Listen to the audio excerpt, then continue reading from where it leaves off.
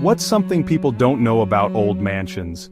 Lisa and Mark didn't expect much when they inherited the old mansion on the outskirts of town. It was dark, decrepit, and practically falling apart, but it was theirs. The will came with a warning. Do not open the attic door. Lisa couldn't shake the feeling that there was something wrong about this place. It wasn't just the silence, it was the way the house seemed to watch them. The way the shadows seemed to shift when they weren't looking. Mark, it's just an old house. Who cares about the attic door? But Lisa felt it deep in her bones. There was something trapped in this house, something it was hiding. And the attic door was the key.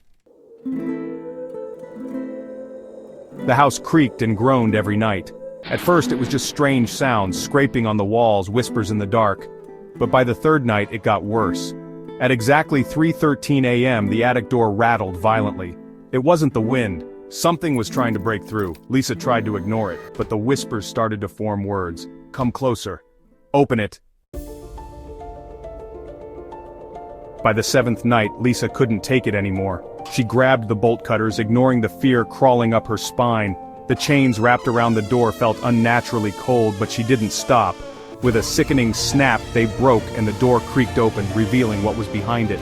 Inside was not just an attic, it was a portal. But to where? The walls were covered in black veins, pulsating like something alive.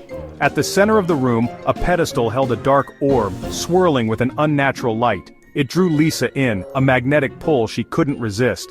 As she stepped closer, the air grew heavier. The room seemed to stretch and warp around her, and then she heard it. A low, guttural growl from the shadows. Lisa turned, heart racing. From the corner of the room emerged a figure, massive and wreathed in flames. Its face was a void. No eyes, just endless darkness, a mouth full of sharp teeth. Then another sound, a screech followed by the flutter of something alien, something thin and skeletal.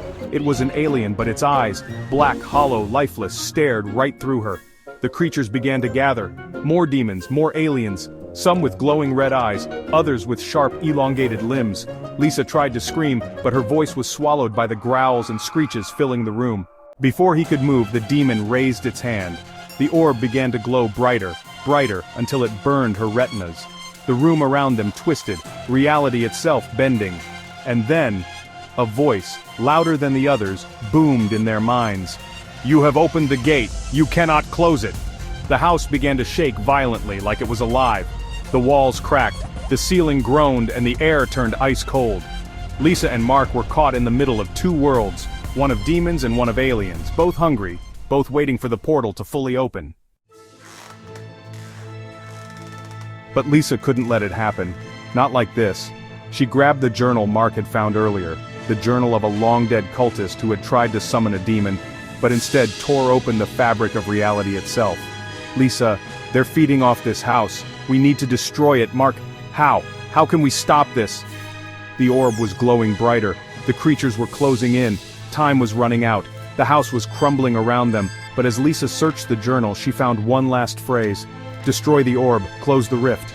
Mark grabbed a metal rod, swinging it with all his strength, smashing the orb. But when it cracked, the world around them shattered. The explosion of light was deafening. The house collapsed inward, the rift pulling everything inside. The demons and aliens shrieked in agony as they were sucked back into the void, but something far worse followed. The shadows grew darker, the walls breathing with unnatural life, and then, silence. Lisa and Mark stumbled into the yard, gasping for breath. The house was gone, reduced to rubble. But above them, the sky flickered, strange lights darting across the sky. Mark, it's not over, it's just starting. A sudden rush of wind swept over them, and from the ashes of the destroyed house a voice echoed. Not from the sky, but from the ground itself, from deep within the earth. You think you've won? The door has only just begun to close. Lisa's stomach dropped as she realized. This was just the beginning. The portal was still open, and worse, it wasn't confined to that house anymore. Something worse was coming, something far bigger than they could have imagined. They turned to run, but the ground beneath their feet cracked open, and a figure, half demon, half alien, emerged, its eyes burning with rage.